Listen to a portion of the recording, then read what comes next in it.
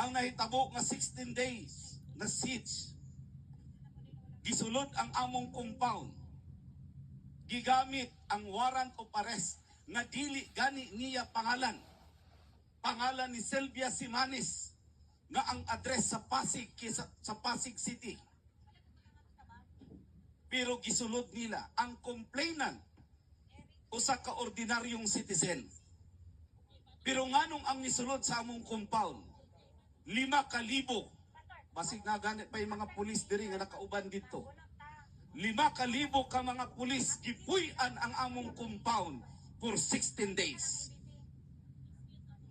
Mauna ang kasing-kasing ni Pastor nganong nidagan siya. Kay kung gihimo na sa amua nga dako na gani mi nga organisasyon, wala po'y rason nga pwede po nang himuon sa tanan nga mga magtotoo nga niya niining atong nasod.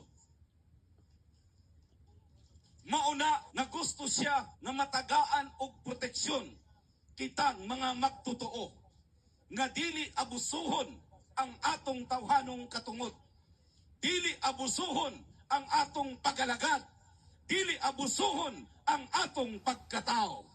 Ang nahitabo nga 60